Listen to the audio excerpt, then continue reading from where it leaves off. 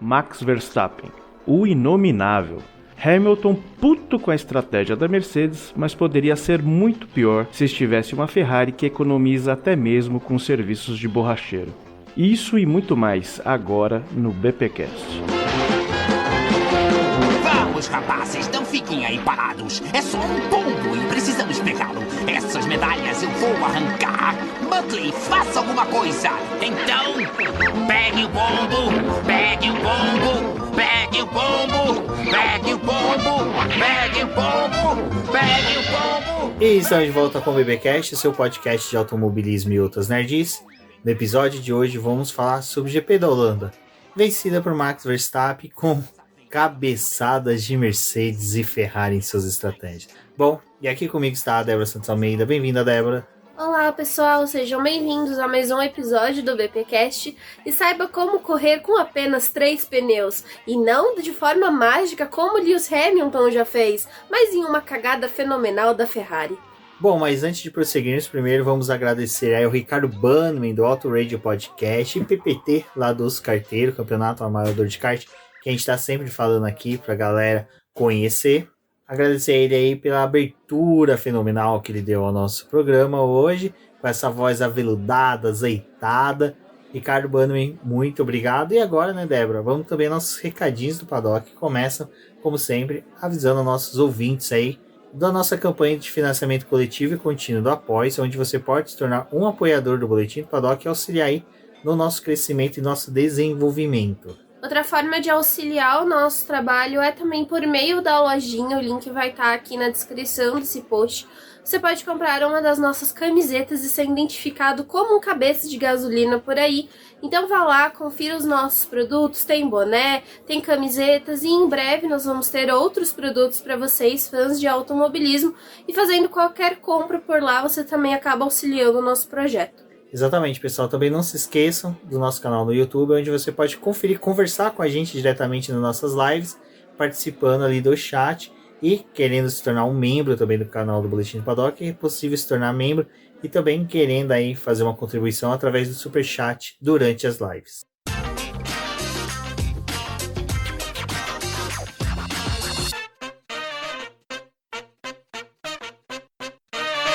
Débora, eu não diria que o ponto final da novela chegou, mas, como até eu brinquei lá no grupo de apoiadores do BP, a cena, né, que final ali, sempre no final de toda a novela, tem sempre o delegado que chega para solucionar um dos crimes. A entrada, a anunciação ficou muito estranho.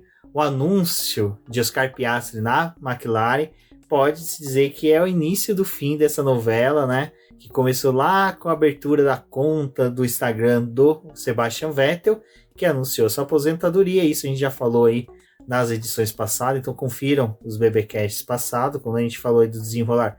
Vettel anunciando a aposentadoria, Alonso indo para Aston Martin, imbróglio todo da Alpine, e agora Oscar Piastri até que enfim é anunciado na McLaren.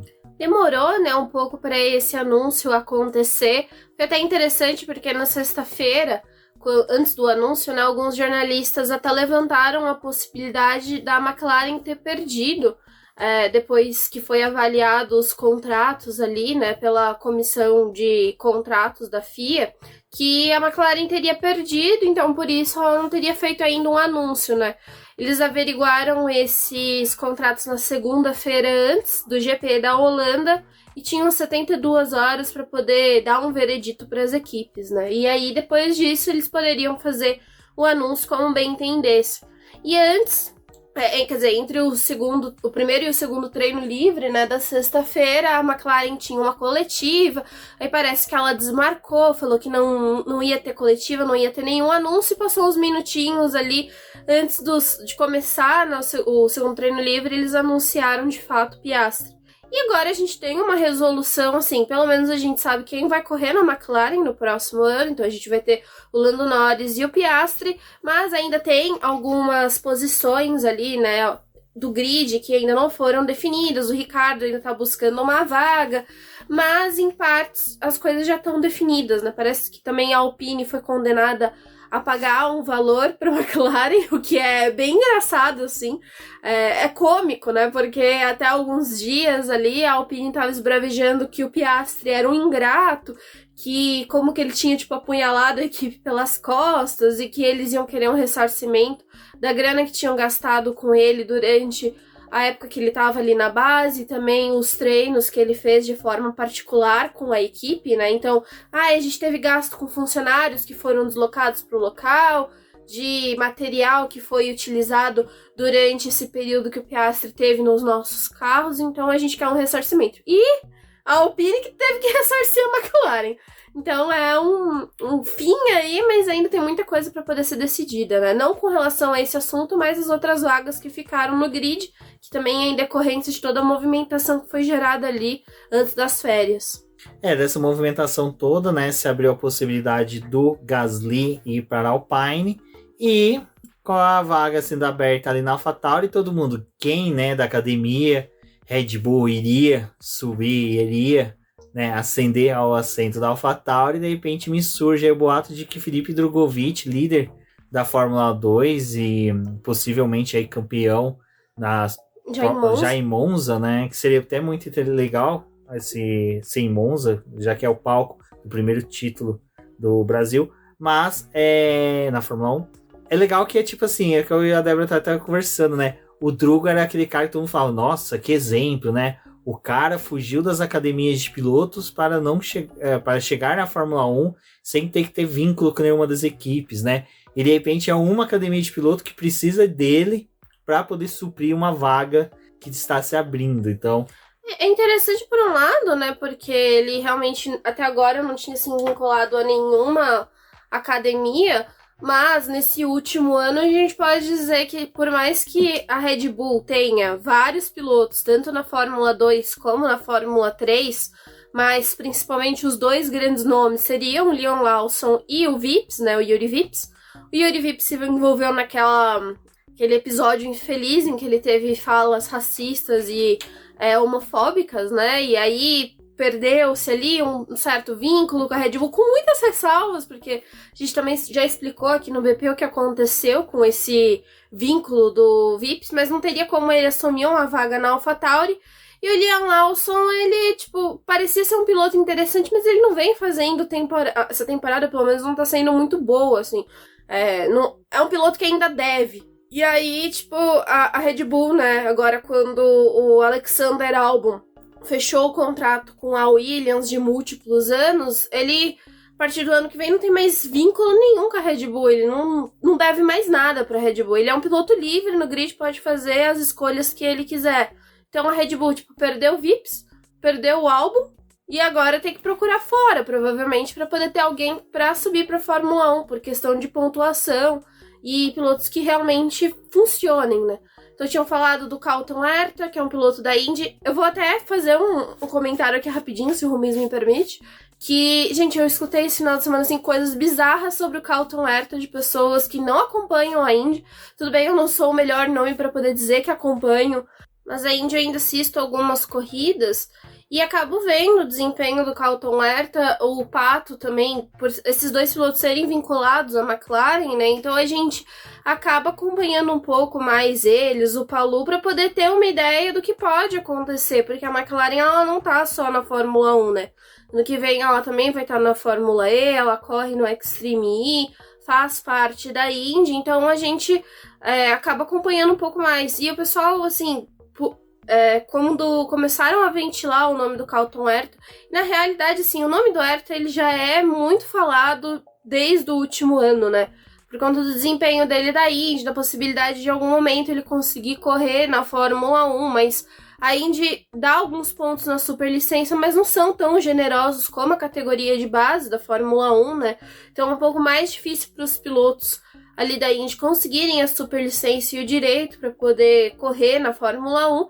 E também tem a questão que, quem recebe os maiores pontos, que poderia ter a superlicença para poder guiar, é o campeão da temporada. E o Herta, esse ano, ele não tem chance de ser campeão. Então ele não teria como ter realmente essa superlicença. Mas pelo que falaram, ele poderia ali tentar solicitar por outros meios, né? Quanto relacionado a desempenho, a fazer alguns treinos para poder compensar esses pontos que não foram adquiridos correndo pela Indy. E começaram a falar no nome do Herta para poder ir para AlphaTauri. Só que o pessoal se desfaz muito do Herta. É difícil por ser um piloto que tá ali na Indy para poder chegar à Fórmula 1, mas também não é impossível. Não é que a Indy é um campeonato inferior da forma como estavam falando, né? E da capacidade que esse é um piloto que nunca deveria pisar na Fórmula 1. Então, assim, pesquisem um pouco mais quando forem falar de pilotos da Indy com possibilidade de correr na Fórmula 1, porque tem vários pilotos de Fórmula 1 que vão pra Indy, correm lá, conseguem se desenvolver um pouco melhor lá no campeonato. O Marcus Ericsson é um desses que corria muito mal na Fórmula 1, mas foi pra Indy e se deu muito bem. Ele conseguiu disputar o campeonato esse ano, teve vitória lá nas 500 milhas. São campeonatos diferentes, são carros diferentes e propostas diferentes no automobilismo. Mas a Indy não é inferior à Fórmula 1 em nível de pilotos, porque a gente também sabe que tem muita gente que chega ali achando que é o bambambam e não faz nada, né? Passa anos, às vezes na categoria, sem conseguir desempenhar alguma coisa. Então, acho que teria que tomar um pouco mais cuidado para poder falar desse piloto, porque pode ser que algum dia ele realmente venha correr na Fórmula 1 ou realizar novos testes como já realizou. E foi legal que quando ele fez ali os testes esse ano, né, com a McLaren elogiou bastante ele, falou que por ser um piloto que nunca tinha tido contato com um carro de Fórmula 1, ele tinha conseguido bons números, tinha um bom ritmo no treino que ele fez. Então, torcedores, calmem também na hora de falar mal do Herta. Eu acho que assim, afirmar que o Herta não é tudo aquilo, que até mesmo o grid da Fórmula Indy inferior a um grid de uma Fórmula 2, até mesmo da Fórmula 1, é leviandade demais de uma pessoa falar. Não é só desconhecer a Fórmula Indy, mas também mostra um certo descuidado ao dar opinião. Mas, e a Fórmula 2 também nem sempre tem um grid tão espetacular assim de pilotos, né?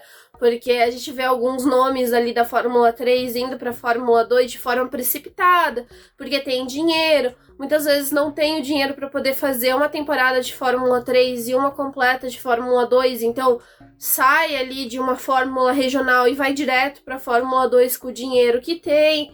Nem sempre conseguem se desenvolver ao ponto de brigar por um campeonato. Então, o grid da Fórmula 2, às vezes a gente vê alguns nomes aí se destacar ao longo do ano, mas também, assim, não são todos os pilotos que estão ali na Fórmula 2 que são incríveis e merecedores de estar ali, não. Tem muita gente que é bem duvidoso estar ali na categoria da forma como tá. Exato. Bom, e aí Piastri anunciado na McLaren para 2023, como a gente já comentou aqui. Não se sabe ainda do Daniel Ricciardo, vaga dele. Eu acho que vai ficando cada vez mais difícil. Até eu acredito bastante na possibilidade de um ano sabático. Mas eu acredito assim piamente que essa novela deve se acabar após o título da Fórmula 2 com o Drugo sendo campeão. E foi algo que eu falei em BBcasts anteriores, que era possivelmente uma das possibilidades era guardar o resultado da Fórmula 2 para saber onde que ficavam posicionados os pilotos para a questão de superlicença. Torcer aí pelo brasileiro, seria muito interessante ver o Drugo. O Drugo merece muito. Esse ano aí está sendo irreparável, a temporada dele está sendo perfeita, contra todas as adversidades. Não é só porque ele é líder com uma diferença grande que ele está tendo facilidade, não. Teve algumas corridas que foram bem complicadas. Mas sobre Fórmula 2, depois qualquer coisa a gente faz uma live aí e conversa com vocês sobre. Débora, a pista de Zandvoort, ela é na beira da praia e estamos na época do verão europeu.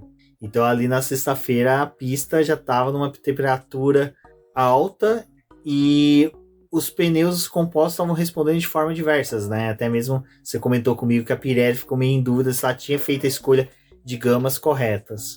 A gente tem que lembrar, né, que essa pista é localizada próximo ao mar, ali, então próximo a uma praia, então é complicado, né, porque tem alguns trechos ali que tem bastante areia e acaba sujando os pneus, dá uma dificuldade ainda maior, porque a gente já tem algumas curvas que são inclinadas e tem a sujeira na pista. Mas na sexta-feira a gente teve um dia ali quente, né, no sábado também, mas na sexta a Pirelli ficou um pouco em dúvida se ela tinha acertado com relação a levar a sua gama mais dura de pneus, porque eles estavam operando ali, o macio e o médio provavelmente seriam os pneus ideais para o restante do fim de semana, eles estavam funcionando bem, mas mesmo com a pista quente, os pneus duros para algumas equipes, assim, tinha uma certa reclamação. E pela durabilidade dos médios e dos macios tá sendo ok, às vezes colocar um duro também que possa ser trabalhado durante o fim de semana é muito mais vantagem do que você colocar um pneu duro que vai ser esquecido pro restante do fim de semana, né? As equipes vão ter que trabalhar mais com os médios e com os macios. Só que a gente tem que lembrar que cada equipe tem uma forma diferente de trabalhar com os pneus, não é tão simples assim. O pneu duro às vezes funciona em algumas equipes, em outras não. Também tem a variação de pista para pista. Isso é um circuito muito crítico até para os pneus, por conta dessas curvas inclinadas e também da força G, porque ele acaba mudando o comportamento dos compostos quando você entra nessas curvas e precisa executar elas. Exato, até nessa questão de mudanças de curva, a gente já pode entrar na questão da alteração do traçado, né? Que fizeram uma brita fake, pegaram ali. Eu e a Débora, a gente gosta de acompanhar mídias sociais, e principalmente a gente teve um boom aí, uma época de uso da resina, né? O pessoal fazia resina qualquer coisa. Pegava, pedia lanche do McDonald's, a pessoa ia lá, metia resina, mostrava, olha como é que fica o lanche dentro da resina. Não estraga, coisa linda. Né? Nossa, uma coisa dantesca. Aí alguém soube usar a resina até que enfim, endurecer ali a brita, tornar ela uma extensão da zebra. Eu achei legal, eu achei que ficou uma ideia muito boa, porque esteticamente, na hora da transmissão, você percebe que é uma diferente, porque ela fica um pouco mais brilhante, mas de qualquer forma preservou ainda o uso da caixa de brita, que foi bem interessante também, porque a gente viu muitos carros escapando ali, levando sujeira para a pista, e começou a dar uma dinâmica até diferente nos treinos e principalmente nas categorias de base. Essa coisa da resina, ela pode até ser levada para outros circuitos, né? Essa pista da Holanda, ela foi usada como uma espécie de teste, porque no ano passado a gente teve várias escapadas de pista, quando o pessoal voltava para o traçado regular, além de já ter a areia que estava cagando a pista, a gente tinha também a brita que era carregada com os carros. É claro que quando o carro passa por cima da brita mesmo, que acaba entrando ali naquele bolsão, né, o carro acaba grudando algumas pedrinhas ali no assoalho. Conforme o carro vai saindo para a pista, essas pedrinhas vêm. Mas esse final de semana reduziu muito esse tipo de sujeira na pista. Na verdade, o problema que a gente teve com a pista foi outro. A gente pode até comentar um pouco depois. Mas eu achei que foi uma ideia legal, porque o pessoal ia ali até a zebra, encontrava resina ali, já sentia uma diferença com os pneus e não vai além daquilo, né? Então acho que isso pode ser algo fundamental para que seja melhor delimitado os limites de pista. Tipo, ser algo físico e visual, não um negócio que é sensor, assim, ou que tem que ter alguém chefiando uma parte ali para poder deletar volta, sabe? Eu acho que é uma coisa bem mais interessante. E também, além da brita, isso pode ser levado para circuitos que tem, não aquela grama em si, né? Mas que tem aquele pedacinho de terra que às vezes os pilotos acabam usando para poder ir um pouco além, porque o carro não perde tanto desempenho. Tem aquelas pistas que eles colocam aquela grama sintética que às vezes acaba numa determinada volta, assim, o piloto sai, arranca e aí perde 10, 20 minutos do treino ali arrumando. Eu gostei da ideia. Outro problema que a Débora mencionou foram os pombos, né? Que pegue o pombo. Exatamente, pegou, deu muito trabalho. Gente, olha, vou falar pra vocês, viu? Em São Paulo tem uns pombos abusados, porque na minha faculdade mesmo, eles às vezes, assim, queriam participar da hora do recreio com a gente. Eu acho legal que durante a faculdade você tinha a hora do recreio. Hora do recreio, hora do lanchinho, porque eu só fui estudar porque eu tinha um horário pra comer. No trabalho eu não tinha este mesmo benefício. Mas os pombos ficavam ali, assim, ó, perto da gente. Se der uma bobeada, a gente rouba seu lanchinho, seu pão de queijo que você pagou R$10 na faculdade de manhã, entendeu? Mas olha, que pombos abusados. Não sei se vocês viram, depois vale a pena ver na Fórmula 2, na corrida principal. Teve um momento de safety car e o pombo atravessando a pista andandinho, assim, sabe? E super incomodado que os carros estavam passando. Até que uma hora ele resolve voar, né? Porque ele se sentiu incomodado que ninguém parou para ele. Olha só que animal, não é mesmo? Que é o pombo. Literalmente é um animal. Mas E tem outro ponto, né? O sinalizador, aquele inferno daquele sinalizador, vamos gente. falar do sinalizador agora, aproveitar, antes da gente entrar na classificação e no treino. Porque antes só de falar do sinalizador, será que o sinalizador foi uma tentativa de solução para os problemas de GPS que teve no TL2? O seu treino livre teve isso, né? Quem tava acompanhando ali, ficou com o lifetime aberto, viu que teve uma hora que não atualizava mais os pneus. E o pessoal passava, mudava ali quando passava pelo pit lane, né? Não tinha alteração. Ficava indo o pneuzinho novo. E como se o pessoal, da mesma forma que tinha entrado ali alguns com pneu médio para poder fazer algumas avaliações no segundo treino livre de volta de simulação de corrida, tivesse fazendo com o pneu médio as voltas de classificação, né? Então você não fica olhando às vezes para a tela e não se mostra todos os pilotos, não tem como saber com quais pneus eles estão. Mas deu esse problema aí no GPS, é alguma coisa que às vezes acaba acontecendo sim em alguns eventos, mas é muito doido. E as equipes, elas penaram um pouco no segundo treino livre para poder fazer a coleta de dados dos carros, porque quando eles perdem o GPS, acaba influenciando muito na telemetria, no que eles estão verificando ali. Então, dá um trabalho muito maior para poder fazer o relatório daquela sessão. Bom, e agora vamos falar dos arremessadores, né? Que até hoje no Nova Twitter, modalidade. O pessoal descobriu uma postagem ali que estava no Facebook, jogaram no Twitter. Até a Bia Rosenberg, lá do Telep One, retweetou, postando isso. Que um dos sinalizadores que foram jogados no treino classificatório, que foi ali bem perto da saída dos boxes, era um cara do evento, do próprio evento, própria organização. Olha que bonito. Olha que bonito. Que então, exemplo. Exatamente. O cara jogou, teve um também antes que jogou no meio da pista, até, teve bandeira vermelha, bandeira amarela, bandeira vermelha. O que tá acontecendo? Não tinha nenhum carro acidentado, a gente costuma olhar, né? Tem mesmo ali onde tem os pontinhos dos carros circulando para ver se tem algum carro parado, algum ponto parado para identificar. Nada, de repente mostra um sinalizador. Gente, que povo civilizado, né? Os holandeses. Os holandeses acho que, né, são meio revoltados desde a época que os portugueses expulsaram eles do Brasil. Porque, olha, sinceramente, foi ridículo, sabe? Foi ridículo. Acho que é uma coisa que a gente fala lá desde o GP da Áustria.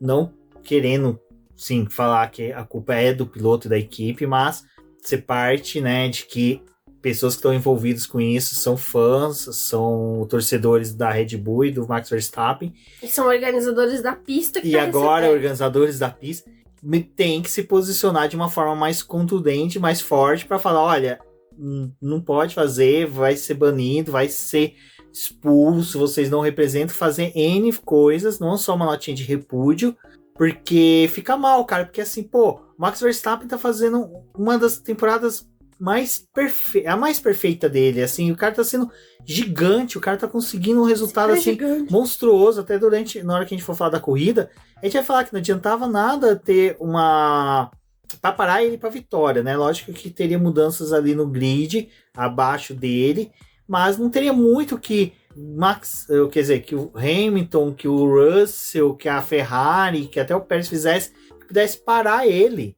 sabe? É uma nova dominância que a gente possivelmente pode ver aí nos próximos anos. É um cara que vai ser o protagonista, sabe, da Fórmula 1 daqui para frente. E quanto mais tempo se demora para ele poder bater nessa tecla de que, olha, vocês não são meus fãs, sabe, se fazer um posicionamento um pouco mais firme, vai dando espaço para esse pessoal fazer isso. E é uma coisa que eu falei pra Débora, eu falei, eu tô com receio de que aconteça isso no Brasil. Porque na Europa, todo mundo, foi um fã, foi um caso isolado, vamos tirar ele. Se for no Brasil, eles vão taxar a gente como selvagem, como vândalos, como não sei o que, e o Brasil ainda perde, como até o pessoal comentou no Twitter, né? Falou, será que a Holanda perde o mando de campo, né? Pra não poder ter mais isso? Porque quando acontece isso numa Libertadores, numa Copa do Brasil, um Campeonato Brasileiro, o time perde, né? E quando é Libertadores, ainda mais clube brasileiro, se fode bonito. E aí? Então, assim, cara, foi patético, realmente, você vê torcedores, e não nem torcedores, eu já digo que fã tá sendo um torcedor, que é o cara fanático, bilolado da cabeça, e um cara de organização, cara, o vídeo, assim... Dá um péssimo exemplo, né, pra que se faça... Pra que outras pessoas acabem fazendo isso. Porque a gente, principalmente aqui no Brasil, né, a gente pode falar do Brasil porque é uma pista que a gente já foi várias vezes... quando vai entrar ali e ter acesso à pista, né? A pista que eu digo a arquibancada, geralmente eles acabam encrencando muito com embalagem, o tipo de embalagem que você tá levando. As grades já são bem altas para evitar que o pessoal acabe arremessando coisas na pista. As garrafas, né, e latinhas que tem de consumo de cerveja, refrigerante durante o evento. Aqui, quando você vai pegar alguma coisa que você compra, eles te dão num copinho, né? Não acabam dando na latinha, porque a latinha você tem um pouco mais de força para poder arremessar. E um copo vazio é muito mais difícil de você jogar na pista.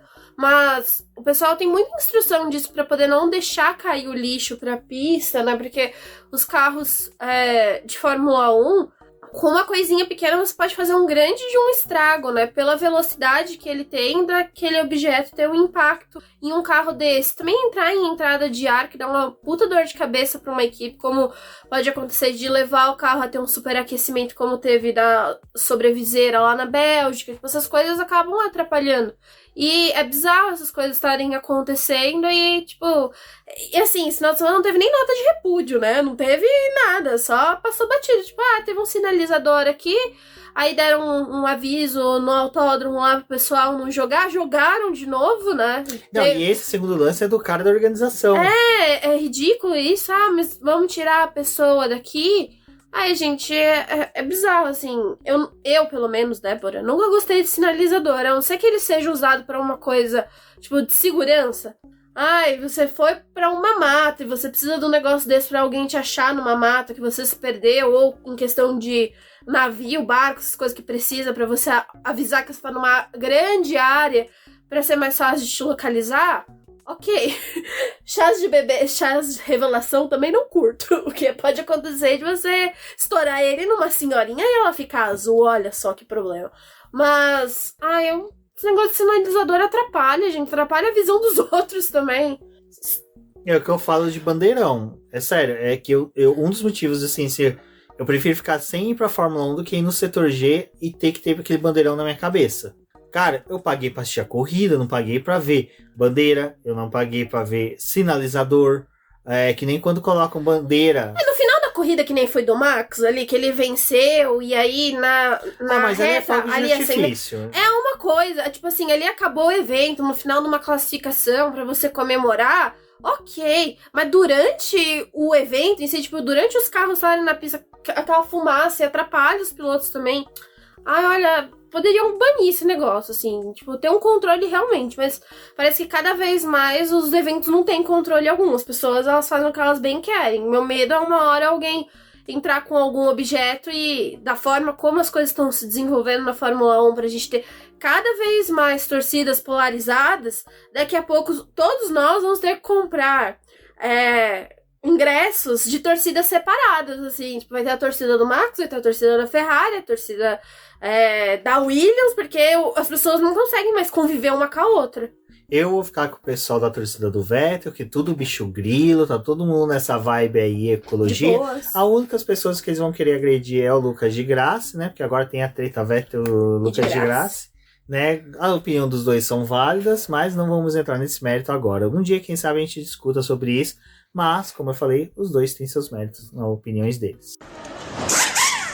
Bom, Débora, a gente teve ali Vamos começar a poder já falar da classificação, né? Porque o TED 3 a gente teve a Red Bull, Mercedes e Ferrari emboladas, né? Mas a gente já tinha mais ou menos uma ideia que ia ser um final de semana que o Verstappen estaria ainda imbatível, né?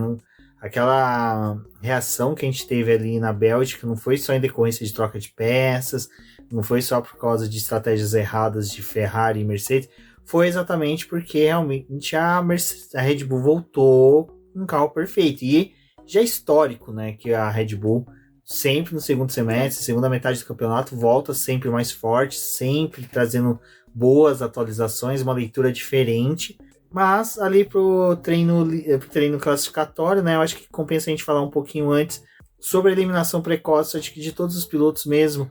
Foi o Sebastian Vettel, que teve uma escapada de pista na última tentativa dele de volta, e ele até falou, a gente tinha carro para estar no Q3, né?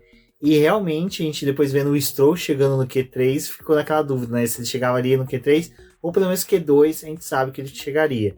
Para Aston Martin já faz muita diferença, né? Eles avançarem ao longo da classificação para poder largar em posições melhores. E também tem o fato que nesse circuito, né, as ultrapassagens são mais difíceis. Se você trabalha uma boa estratégia, consegue manter a posição ou até ganhar algumas ao longo da corrida, então teria sido muito bom ver o Vettel um pouco mais ali em cima, né? Nessa classificação a gente teve um grid novamente embolado, o abandono do Daniel Ricciardo ali já no Q1, né, não conseguiu ir além, como o Norris levou o carro novamente ao Q3. A gente teve também o Bottas sendo eliminado já naquele começo de classificação.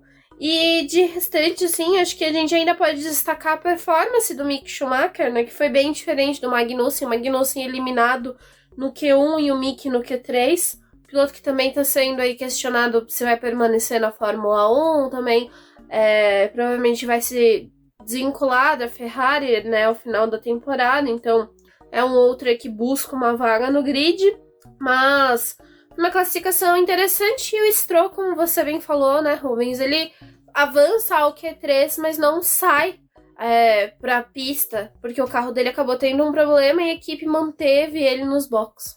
Mas não teve jeito, né, Débora? A pole foi de Max Verstappen, que superou o Leclerc e mais uma vez mostrando que aquela previsão do nosso querido Bonito, né? Não, desculpa, do Mattia Binotto, que falou que iria vencer as últimas corridas da temporada, não vai se concretizar de forma alguma. Agora o discurso já mudou, né? Não poderemos vencer. Eu tô com um receio, assim, talvez até o final da temporada a gente tenha só vitórias do Max, porque no ritmo que tá vindo as coisas, talvez isso acabe acontecendo, né? A Ferrari, até o Binotto falou pós-corrida, que acredita que as últimas atualizações que a Ferrari forneceu para o carro, ao invés de ajudar a melhorar o desempenho, piorou o desempenho. Então é por isso que a gente está vendo uma diferença da Ferrari para a Red Bull, porque a Ferrari era um carro que tinha tido poucas atualizações, mas estava funcionando bem, ainda assim com os ajustes, eles estavam ganhando posições, tinha capacidade de brigar em ritmo de corrida. Porém, depois que voltaram das férias, ali no último pacote que foi introduzido, isso não está funcionando muito bem, então talvez eles precisem até retroagir um pouco nas atualizações e tirar algumas coisas que eles estão usando no carro para ver se o desempenho melhora. Isso é preocupante porque agora a gente tem só mais 7 corridas, né? Normalmente nesse final de temporada aí é uma ou outra coisa que eles acabam trazendo de peças, principalmente em pistas como México e Brasil, né? Que tem as suas características particulares. Agora a gente vai ter a volta de Suzuka, também vai ter o retorno a Singapura, que é uma pista bem interessante, mas tem muita peça que já foi utilizada no começo da temporada e eles vão fazendo Frankensteinzinho ali, né? Pegando uma peça de Miami, botando com uma asa não sei da onde, vai juntando as coisas para que o carro funcione, você não precisa ficar produzindo novas peças. Bom, e aí chegamos do domingo, né, já com aquela apreensão de vai ter alguém lançando sinalizador durante a corrida, torcemos para que não. Os pombos vão atrapalhar. Os brasileiros já estavam felizes com a vitória do Drogovic, o péssimo resultado por Porsche, então o Brasil estava unido, todos felizes, fãs da Mercedes, fãs da Ferrari, fãs da Red Bull, até os fãs da McLaren estavam sorrindo, né? Com Piastri e Norris pro ano que vem, mas nem tudo são flores. E aí é que vem Max Verstappen com a pole, até todo mundo querendo dar uma moralzinha ali pra Ferrari, falando, não, largar em P2 é bom, sabe? Você consegue largar melhor aqui, porque o outro para poder o primeiro colocado e não consegue tracionar melhor, porque ele tem que jogar o carro pro lado. O P2 consegue avançar melhor, se conseguir ultrapassar essa pista. O P2 ele acaba determinando, né, o ritmo do primeiro. Não foi isso, né? Tentaram levantar a moral pro Tentaram. Leclerc ali, mas não aconteceu isso não, gente. Só não avisaram pro Leclerc. Não, e avisaram pro Max, que o Max fez uma largada espetacular. Ah, é que eu vou ter dificuldade pra largar? Então vamos ver, O carro galera. tracionou muito bem, conseguiu saltar, jogar o carro pra frente do Leclerc. E ali, a largada foi muito legal. Aquele encontro do Hamilton e do Sainz, que é incidente de corrida, ninguém teve culpa ali mesmo. Apesar que eu achei que o Sainz realmente ele fechou um pouco demais a porta, mas algo que acontece Fórmula 1 é isso. E é outro, vocês viram o título do podcast, né? Pelo amor de Deus, gente, não tem coisa mais chata do que falar Fórmula Vettel, na época que o Vettel dominava. Fórmula Hamilton, Fórmula Verstappen. Cara, não é Fórmula piloto.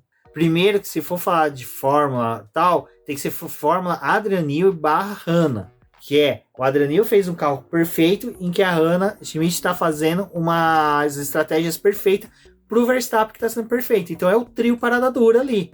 Mas não é Fórmula Verstappen. Por favor, gente, não alimentem esse monstrinho, porque é chato pro Verstappen. Porque é o seguinte, fãs do Verstappen, vocês que estão comemorando hoje, saibam, daqui uns 5 anos, quando ele não tiver na dominância da Fórmula 1, vão falar que o título era por causa do carro, que ele tinha o melhor carro. Exatamente. Como falaram do Schumacher, como falaram do Vettel, como falaram do Hamilton. Só não falaram do Fangio porque não deu tempo. O brasileiro devia falar porque era argentino ganhando, né? É, com certeza. Mas o que a Débora falou é verdade. Então, assim, é a mesma coisa da quem é anti-viúva do Senna, fala que o Senna só ganha a cor do carro. Cara, então assim, vocês alimentar esse monstro do Fórmula Verstappen é alimentar um perigo pro no futuro falarem que foi sorte. Não, o cara correu bem. A Ana fez uma excelente estratégia. A Adrian Newey desenhou um carro. Eu falei, Hannah? Ana. Ana? Ana. Como é que é? Ana. E como é que eu falei? Ana. E como é que é? Cala a boca. Tá bom.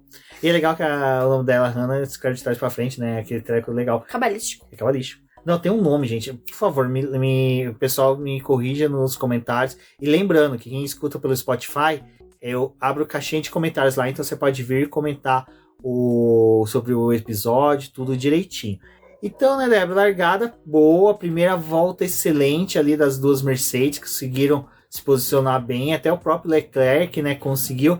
Parecia que não ia ser um passeio tão fácil do Verstappen, mas que ele encaminharia sempre uma vitória, mas que a briga entre Mercedes e Ferrari e o Pérez assistindo de perto ia se ditar durante o final de semana inteiro. Até dava pra poder incluir o Verstappen pela questão dos pneus, né, ali, porque é uma pista, como a gente já falou, de muita estratégia. Você tem que saber quando você vai parar, quem é o seu adversário na pista, quem você está respondendo às paradas. Então, a gente foi observando isso, que tinha como ter alguma briga ali, e conforme a corrida foi se desenvolvendo, o Hamilton, ele se tornou um piloto para poder brigar com o Verstappen, talvez não de forma tão direta, mas ainda assim com uma possibilidade, porque a Mercedes ela fez uma estratégia diferente das demais. Quando o Hamilton decidiu os pneus ali, o Hamilton, né, ir pro Russell na largada, eles usaram os pneus médios, que foi diferente do que o pessoal tava apostando pro começo da corrida, né? A grande maioria do grid largou com os macios para poder ter mais aderência. A janela de operação deles ali era um pouco parecido. Pirelli também tinha meio que simulado uma estratégia de 2 paradas, mas só usando os pneus médios e macios, mas o pulo do gato da Mercedes foi usar os pneus médios e ter uma janela ali para poder operar de uma forma melhor que a própria Ferrari, porque a Ferrari ela andou bem com os pneus macios, mas com os outros compostos ela estava com muita dúvida se eles iam funcionar no seu carro, né? Então o Leclerc ele até usou o pneu duro, né? O Sainz também teve o pneu duro adicionado a sua estratégia, mas foi um composto que não rendeu nesse carro. E aí vem a questão de quando que a Mercedes ela ia fazer a parada e como que ela ia proceder. Porque ela largando com os médios, né, ela tinha a possibilidade de fazer uma estratégia em que ela avançasse para os macios, fizesse uma segunda parada, mas ela foi para os duros. E aí, nesse momento, é interessante porque a Mercedes, ela tem muita dificuldade com os pneus duros por conta do aquecimento. Quem assistiu a corrida ali viu que a pista estava nublada, né? Foi um dia nublado, apesar da temperatura da pista estar quente. Era um dia nublado, então acaba afetando também o desempenho dos pneus. E a Mercedes funcionou muito bem com os pneus, com os duros, né? E ali eles tinham a possibilidade de brigar com uma Red Bull. Eles colocaram nessa posição. Ferrari também cometeu suas cagadas, a gente daqui a pouco comenta sobre isso, que deu a chance para que a Mercedes avançasse. Então, o ritmo de corrida da Mercedes perfeito com esses pneus. E surgiu essa oportunidade de desafiar uma Red Bull que estava super confiante de que ia ganhar ali com o Max, né? Então acho que foi uma corrida bem interessante, mas novamente, assim, pautada por quando parar e como cada um dos carros funcionou com esses pneus. Esse esquema de pneus foi bem interessante, porque a gente até na hora do começo conversou se existia a possibilidade ou não de alguém entrar com os pneus duros. Quando eu vi acho que o primeiro a colocar foi o Alonso, depois o Norris. E o Alonso até que o Norris não responderam tão bem ao uso dos pneus duros. E depois, né, a Mercedes acabou optando por pneus duros. Eu falei, nossa, cagou a corrida do Hamilton total. E quando ele começou a ditar aquele ritmo excelente, eu falei, bom, é aquela coisa que o Hamilton já fez outras vezes. Que ele traz um comportamento para o carro e um ritmo de corrida, semelhante de quando você está com pneu macio, mas só que com pneu duro, então o desgaste é menor, mas você tem o mesmo tempo de janela de um pneu médio. Então, assim, você consegue trabalhar esse cenário. E foi isso que ele fez. E eu falei assim, cara, pode ser o dia da vitória do Hamilton, porque se ele conseguir perpetuar esse ritmo até o final da corrida, e até com mudança de compostos, comparado com os demais pilotos, ele pode brigar pela vitória. Mas, infelizmente, né, queria o destino que não fosse dessa forma. O brilhantismo da Mercedes acabou da mesma forma que começou, né? Com os pneus.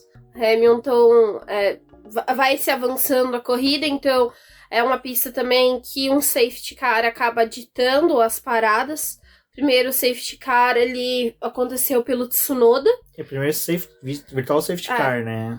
Aconteceu pelo Tsunoda e o segundo pelo Bottas, e foi no segundo que azedou tudo. Cagaram com absolutamente tudo, né? Porque o Hamilton, ele permanece na pista de pneu médio, mas o Verstappen para e coloca macio. O Russell ia pro médio, mas ele fala no rádio, assim que ele tá na entrada do pit, que ele quer os pneus macios também. E a Ferrari, olha só, né? Depois do Leclerc já ter perdido o segundo lugar, acertaram ali em colocar o pneu macio nele para ele fazer a ultrapassagem no Hamilton. O Hamilton ficou vendido, né, com os pneus médios sem ter o desempenho esperado. Não aconteceu aquilo que se imaginava, né, que ele ia ter uma perda no início, quando instalasse os pneus médios, mas conforme esse composto fosse desgastando, os macios também iam se degradando e ele ia ter a possibilidade de brigar com esses outros pilotos. Não aconteceu, ele foi jantado pelos outros competidores, né? Acho que a Mercedes, assim, é um time que esse ano, a gente já falou algumas vezes aqui, eles erraram bastante com o Hamilton, fora da zona de conforto deles, né? Aquela área que eles habitavam. Então eles têm que pensar fora da caixinha e deixou eles muito tempo tranquilos. E no ano passado também, né? A gente viu que tinha algumas corridas que era também pautada por estratégia e a Red Bull conseguia dar um nó na Mercedes, a Mercedes tipo, não conseguia mais sair daquilo. Então a Red Bull, acho que ela também foi aprendendo um pouco mais, porque foi uma equipe que teve alguns anos aí que ela não tava brigando por título, mas ela tava brigando justamente pela posição da Mercedes, né, no campeonato. Então é um time que aprendeu essas coisas também de estratégia. No passado acho que foi bem bom para esse time se desenvolver, e esse ano eles estão excelentes, assim. Então fugiu, como o Rubens falou, né, da zona de conforto deles e perderam. E é bizarro porque a gente tem que lembrar que o Hamilton algumas vezes ele discute com o Bono, né, ali sobre as estratégias, às vezes no final de semana. Mas tem vezes que não tem muito o que discutir, porque você imagina que, tá tendo um virtual safety car, eu tô tendo um safety car, o pessoal que tá nos boxes tem mais informação. Então, se eles não resolveram me parar, é porque eles sabem que não tem necessidade. Tipo, os pneus que eu tô são bons, O Hamilton tinha parado, tinha pouco tempo, então não tinha muita necessidade de realmente fazer uma troca, mas os pneus macios surpreenderam mais uma vez. E sim, talvez, difícil saber o comportamento do W13 nas próximas corridas, porque ele deu uma melhorada, né? Mas essa pista talvez fosse uma das melhores, assim, pelas coisas que foram acontecendo, para a Mercedes tentar uma vitória. Agora para frente tem pistas muito caóticas com relação à pressão aerodinâmica, com a temperatura, tipo, Singapura é muito quente, então provavelmente é um carro que vai sofrer um pouco mais com esse clima, assim, tipo, vai sofrer pela questão de vai aquecer os pneus, mas talvez para o carro não funcione muito bem. Então a gente tem que observar, e complicado isso que aconteceu com o Hamilton, assim, frustrante. Compreendo totalmente o rádio dele. O rádio dele é totalmente compreensível. Eu vi muita gente criticando, mas, cara, você não espera isso de uma equipe que, até o que o Toto Wolff fala, nunca na história de nenhum esporte do mundo uma equipe foi campeã 8 vezes seguidas, né? E fazer o que aconteceu é ruim. E, pelo amor de Deus, gente, não me... É que nem o que eu falei na live e falei no podcast passado. Não compara a ultrapassagem do Gasly e do Ocon em cima do Vettel com a de 2022, com a ultrapassagem que o Schumacher e o Mika Hakkinen fizeram no Henrique Bernot, se eu não me engano, agora não me recordo do piloto brasileiro, e na Bélgica em 2000, com o que aconteceu ontem com Abu Dhabi 2021. São situações totalmente diferentes.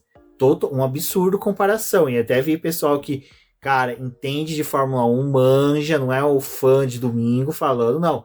Falando que era igual. Não é igual. É totalmente diversa, uma situação totalmente oposta. Então, mais uma daquelas comparações que no calor do momento são incabíveis. Bom, agora vamos falar um pouco da regularidade do Fernando Alonso, né, Débora? Que olha, mais uma vez o velhinho ali, o idoso, ó, mandou bem. 10 corridas, todas pontuando. As últimas 10 corridas ele nos pontos. E no começo do ano tava todo cagado, né? Com as estratégias ruins da Alpine, uns enroscos ali com o Ocon, e mesmo assim tá pontuando, olha só. É engraçado até mesmo, né? Porque assim, o carro da Alpine melhorou, teve uma evolução, mas o Alonso realmente tá conseguindo, assim, ser mais consistente. Ele é um piloto rápido, isso é indiscutível, tem uma leitura de corrida muito boa.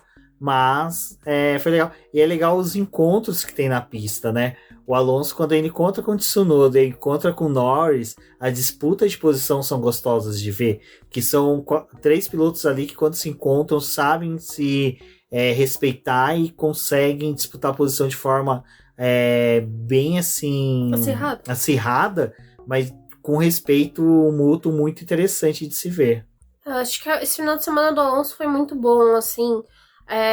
Apesar da classificação, eles não estarem no top 10, eles conseguiram avançar, né, com estratégia. O Mick Schumacher perdeu posições, mas o Alonso ele foi fazendo uma corrida ali para poder ganhar algumas posições, tanto em estratégia, mas também em disputa na pista. Funcionou muito para ele voltar ao top 10 e, novamente, né, o time conseguir pontuar com os 2 carros, porque o Ocon também, por mais que não seja aquele... a gente não veja tantas corridas do Ocon que você consegue ver uma ação dele em pista, né? Ele é muito come-quieto, tartaruga em cima do poste, que às vezes chega ali e você fala, tipo, como você está ali, Ocon? Mas eles pontuaram. E é uma equipe que voltou, assim, para esse final de temporada, realmente para poder defender a sua posição no campeonato de construtores e se aproveitar de uma McLaren que tá frágil, né? Que tem o Norris ali pontuando, a gente teve uma disparidade muito grande dos 2 pilotos da McLaren, mas é indiscutível que o Fernando Alonso tá fazendo, assim, os resultados dele em pontuação, e mesmo diante das cagadas da Alpine em algumas corridas, ele tá se recuperando bem, né? Tá se aproveitando de boas ações ali durante a prova, poder ganhar esses pontos. Isso é bem legal. Acho que no final do ano a gente vai ter um bom, assim, números interessantes do Alonso para poder analisar.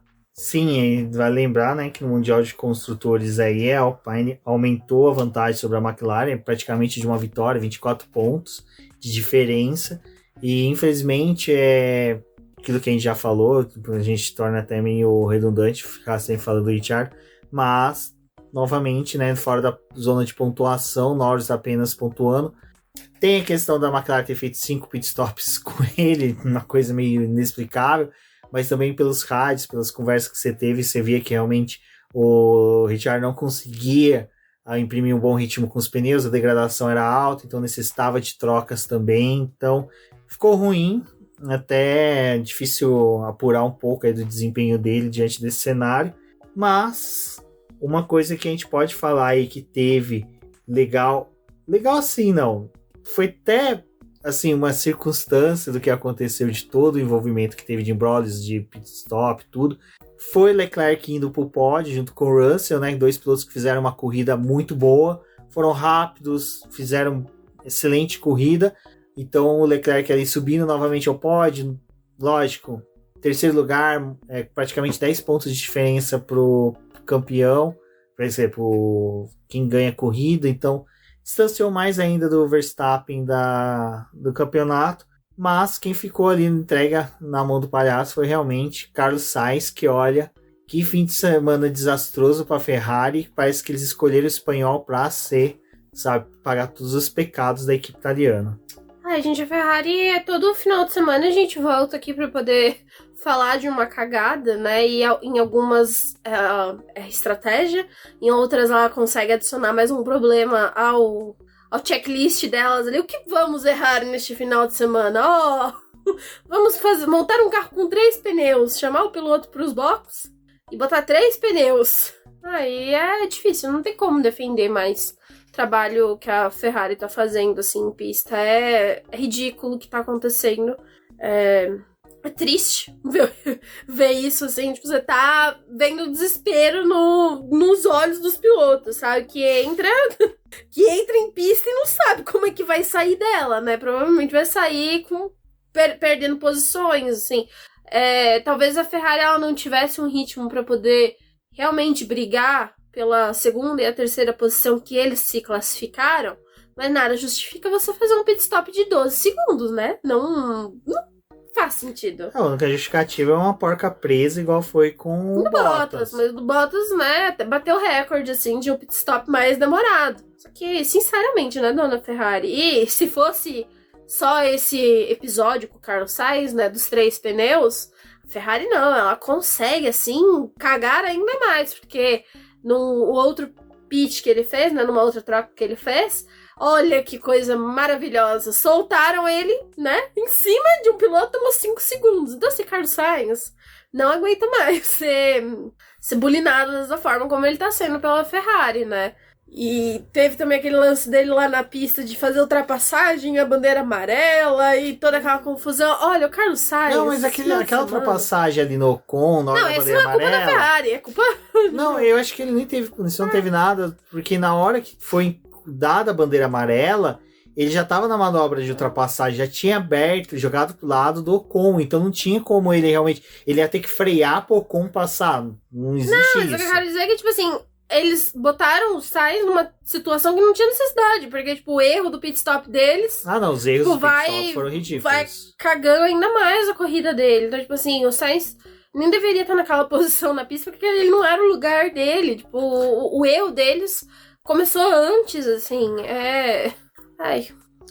E vamos falar agora, né, já que a gente tá falando de erro, não é erro de ninguém, mas é o erro de interpretação, que é o pessoal que usa, né, bonés, capacetes de papel alumínio, em achar que existe uma teoria de conspiração que o Tsunoda, né, iria ajudar o Max Verstappen na estratégia, sendo que o safety car que realmente ajudou o Verstappen a obter a vitória de forma um pouco mais fácil, porque ele até foi questionado disso, né?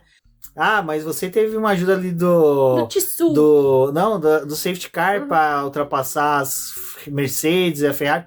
Ele falou, olha, pelo ritmo que eu tava pondo, eu ia ultrapassar eles de qualquer forma. Até o Will Mesquita falou isso num grupo de apoiadores do BBcast, em que ele, do Boletim do Paddock, na verdade, que ele falou sobre isso. Falou, cara, dentro da teoria das conspirações, né, porque até a própria AlphaTauri teve que soltar uma nota. Falou, gente, não tem conluio entre nós e a Hannah pra poder... A gente ia fazer alguma coisa... Fazer uma coisa pra beneficiar o Verstappen, porque não tem sentido a gente fazer isso. E realmente não tem. E aí, cara, o Verstappen não precisava disso. Tipo, é aquele momento que o cara não precisa. E A AlphaTauri tá na Fórmula 1 desde 2007. Desde 2007, ela não tem na história, sabe, casos em que... Teve aquela vez que o Helmut Marko falou, até mesmo pros pilotos, qualquer coisa iria pedir, mas é Helmut Marko cagando pela boca, né, gente? Então, assim, não tem nada a ver. Então, cara, teoria da conspiração pra isso... Eu gosto de fazer algumas brincadeiras às vezes, mas vocês veem que é uma brincadeira pontual. E sobre isso eu já até olhei assim, o pessoal falando, eu falei, gente, não dá nem pra brincar com isso, pode voltar que é incabível. A gente pode voltar no que a gente falou no podcast da semana passada, né?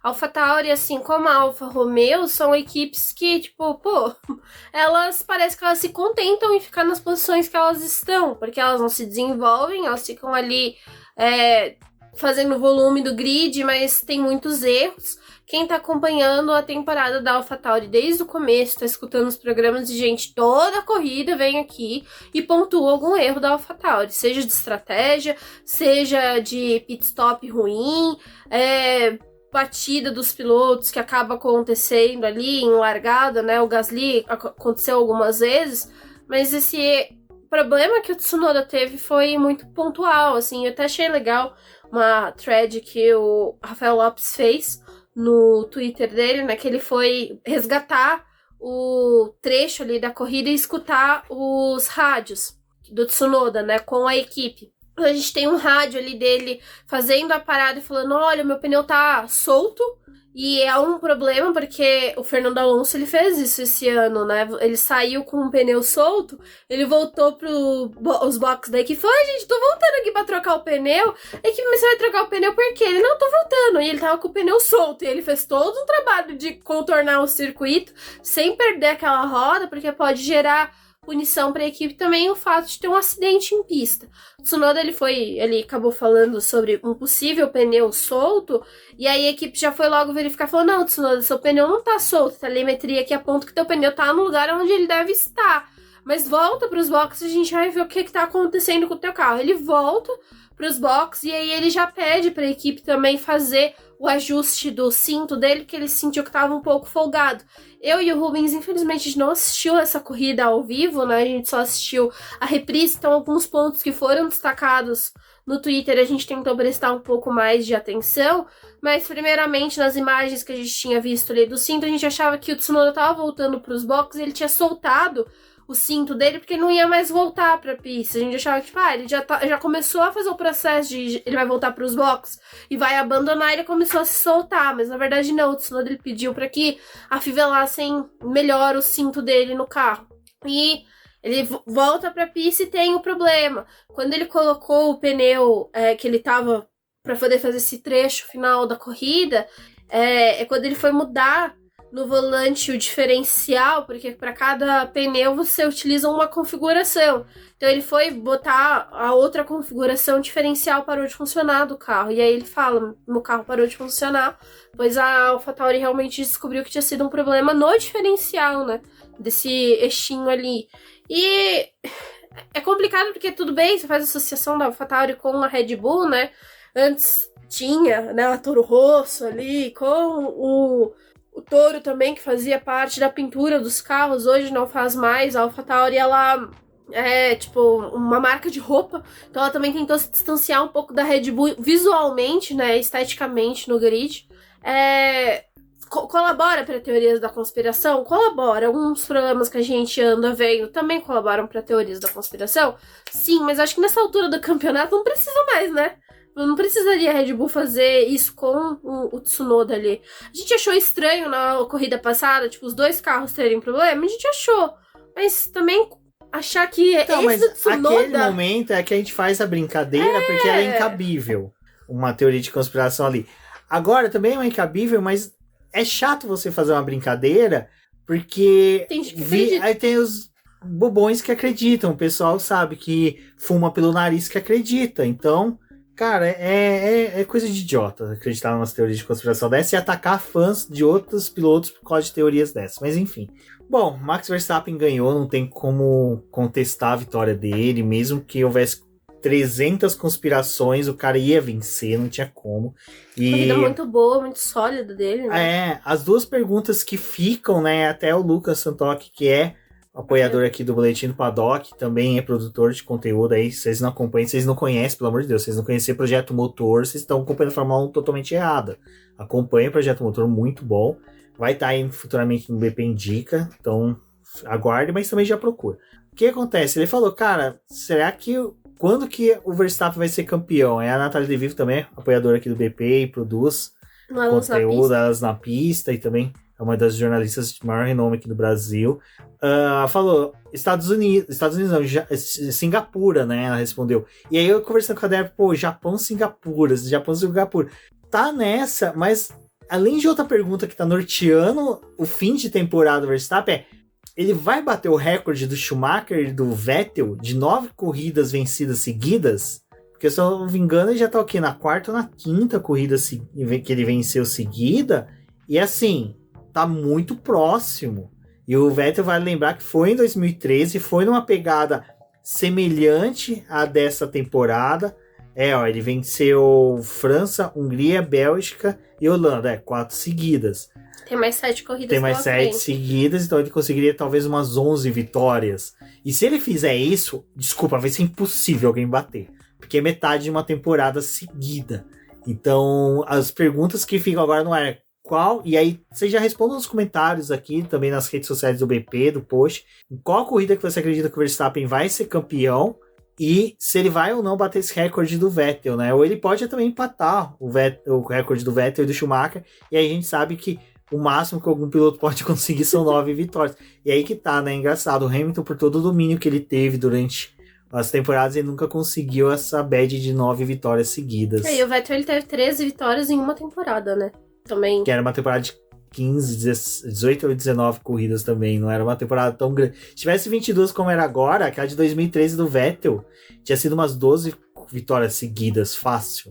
Gente, acho que tá vindo aí o título do Max, né? A Ferrari já fez várias coisas erradas esse ano que poderiam colaborar para poder ser campeã. E nesse estágio, assim, acho que nem merece mais. Tipo, mesmo se a gente tiver algumas vitórias da Ferrari até o final, não justifica mais ganharem o título pela pataquada que fizeram até agora, assim. Tipo, seria bem fenomenal ver a Ferrari virando o jogo, mas dificilmente isso vai acontecer. Provavelmente a gente vai ter mais 7 corridas pontuando erros da Ferrari, assim. Quem sabe em alguma eles consigam salvar alguma vitória. Mas eu ainda acredito que provavelmente o Max vai conseguir emplacar vitórias aí até o final do ano. Mas foi incrível também essa corrida do Max, como a gente falou, né? Uma corrida de estratégia. A Hannah trabalhou muito bem nas escolhas que eles fizeram ali, mesmo fazendo mais paradas. A Red Bull foi perfeita nas suas trocas de pneus, não deixou nada faltar ali, né? Para que o desempenho deles funcionasse. E a gente tá indo aí para mais uma etapa, né, que agora vai encerrar a rodada tripla, né? Eles vão correr em Monza. Ferrari já tá indo meio desanimada pra Monza, porque ela acredita que o carro deles não vai funcionar nessa pista. Então, provavelmente tá vindo aí mais uma vitória realmente da Red Bull. E é isso. Não tem mais o que fazer, né? Tá todo mundo descabelado ali na Ferrari e a Red Bull comemorando vitória a vitória. Acho que foi legal pro público, né, do Max, segunda vitória em casa, tem um bom significado, é um piloto que também levou uma grande torcida de jovens pessoas, né, a acompanhar a Fórmula 1, se apegaram aí a esse piloto. Acho que o resultado em si do final de semana foi muito bom pro Max, ter novamente aí uma pole, ter uma vitória. Foi... não tem o que falar, né? Indiscutível o que o Max tá fazendo esse ano. Se no ano passado tem questionamentos sobre o título dele em alguns pontos ali, sobre algumas decisões da FIA, esse ano ele tá sendo perfeito. Realmente é o título que ele merece, assim, tipo, ter na carreira dele, é o que o Max tá fazendo. E o capacete dele comemorativo ali, né? Homenageando o pai. Só deu problema no primeiro treino livre, que ele perdeu o primeiro treino livre, mas não fez diferença nenhuma, né, pra ele, assim, tipo, não estar em pista no primeiro treino livre. O restante ele já tava com um desempenho fenomenal e ninguém mais pôde tirar essa vitória do Max. E pra finalizar, a gente tem que lembrar dele, que coitado, tá comendo o pão que o diabo amassou, nesse caso, o pão que o Helmut Marko amassou, que é nosso querido Pérez, né, que mais uma vez não conseguiu render. Parece que aquela coisa que no começo do ano eles falaram que esse carro era um carro que estava sendo desenvolvido neutro, serviria para os 2 pilotos. A partir de Mônaco ali, parece que eles decidiram realmente focar no Max Verstappen, e esse carro realmente não está rendendo mais na mão do Pérez. E aí é outra coisa que eu falei no podcast passado e fica o questionamento, né? Se compensa ainda a AlphaTauri existir, né? Essa equipe B da Red Bull existir. Porque não estão conseguindo fazer um segundo piloto para ele. Gasly provavelmente deve sair, Drogovic chega, não chega nenhum piloto da academia. Então você vai ter praticamente 2 pilotos na equipe Red Bull e na AlphaTauri que são fora da academia. Eu acho que realmente aí o Pérez foi o único que no final de semana ficou devendo alguma coisa de todos, né? Tem que falar do Pérez, né? Pérez... Não, vamos só citar ele, né? Pérez difícil, né? É difícil, assim. Essas últimas corridas dele... Tem alguns brilharecos ali em alguns momentos, mas nessa corrida, assim... apagadíssimo. Porque na Bélgica ele foi bem, né? Conseguir salvar ali uma dobradinha pra Red Bull, ok. Mas nessa ele sumiu ali. Não... Cadê o Pérez? Não vemos o Pérez. O Pérez, ele tá devendo, né? Bom, ele, piloto, está devendo, porque cometeu alguns... Olha, aquele erro ali também é uma ótima teoria da conspiração na classificação, né? Do Pérez rodando. Não, essa foi uma que eu brinquei. Essa foi uma teoria ótima. Eu brinquei porque eu sei que é uma brincadeira que passaria batido, e é aquelas brincadeiras que eu faço em rede social. Pérez, né? Tipo, foi sem querer querendo que eu rodei. Mas assim, não tinha como, poderia ser do Max mesmo, é aquela brincadeira que cabe ainda. Mas do Pérez eu acho que assim, é a questão dele fazer excelentes defesas, fazer excelentes disputas. A corrida dele é bonita em si, porque ele disputa a posição com os outros pilotos, que é uma disputa legal, né? Mas cara, ele tá disputando posição com um cara 4º, 5º, 6º, 7º lugar, sabe? Pô, tá disputando posição com o Norris, a gente tinha que estar lá com o Leclerc, com o Sainz, com o Russell. Não, disputando, coitado do Norris, que tá com a vida mais zoada que qualquer outra coisa, sabe? Tá levando namorada no McDonald's, onde já se viu isso? Enfim, gente, é isso, agradecer a todos aí que ouviram, muito obrigado. Final de semana do BP foi bem atípico, porque a gente teve aí batizado do nosso afilhado para comparecer, aí foi aquele fim de semana em família, tudo gostoso, até que alguém pergunta, né, em quem você vai votar? Aí começou a pancadaria, foi tiro, foi jogar mortandela um no outro, foi um show de horror. Tô brincando, foi muito bacana. Obrigado aí, meu irmão, que pediu pra gente ser padrinho. Estamos muito honrados. Nosso afilhado assistiu alguns trechos de corrida da Fórmula 2, da Fórmula 1 ali. A gente gostou, ficou preso. Assistiu carros também. Assistiu carros, então... Um moleque aí que futuramente será um cabeça de gasolina. Minha sobrinha também. Mas só que minha sobrinha, né? Vocês sabem, né? Como toda boa sobrinha, o que ela gosta de andar a cavalo, disputar competições equestres. Então, ela muito gosta feliz. Como a Gina. A Gina Schumacher, olha só. Exatamente. Estou muito feliz aí que vou ter um filhado que vai gostar de automobilismo e um que vai competir em hipismo, uma tradição da família Passos. Então, seguindo os caminhos aí dos avós dela, né? Meu avô que era boiadeiro, meu outro avô que era muleiro, do pai que é romeiro, e o tio aqui que gosta de dar capim para cavalo. Bom, pessoal, muito obrigado. Agradeço de coração a compreensão de todos vocês. Sintam-se abraçados. A live desse final de semana provavelmente a gente vai fazer na quinta, porque o BP tá mudando de servidor. Graças a Deus o volume de acessos aumentou tanto que eu vou gastar minha terça-feira à noite aí, aproveitar o feriado de independência antes do golpe, antes da troca de servidor, para poder entregar a vocês um servidor mais rápido, que vai poder trazer muito mais coisas para vocês. E agradecer a rainha Denise, que fez os posts pra gente, cobriu aí a Débora no final de semana. Fórmula 2, Fórmula 1, me ajudou bastante, Denise, muito obrigado. O pessoal também gostou dos seus textos, então pode fazer mais cosplays meus quando você quiser. Foi muito legal, obrigado, pelo menos, assim, eu posso dizer que eu tenho ótimas amigas, né, que me dão um suporte. A Denise é uma pessoa maravilhosa, assim. Então, gente, muito obrigado. Obrigado por terem compreendido que esse final de semana foi doido, que assim como pessoas que produzem conteúdos, a gente tem obrigações familiares às vezes, então é difícil de conciliar as coisas em alguns momentos. Não tem como também pedir sempre a família entender que a gente tem alguns compromissos, né? Mas a gente retorna aí, agora tem a etapa de Monza. Como pessoa que está aqui tentando apoiar a Ferrari, provavelmente vai ser mais um final de semana que não vamos escutar o hino italiano tocando. Olha Nossa, que só, pena, que hein? tristeza. Poxa, um final de semana na Itália. Ai, ai. Então é isso, Vamos mudar pessoal. de assunto. Tchau, galera. Agradeço, um forte abraço e até a próxima.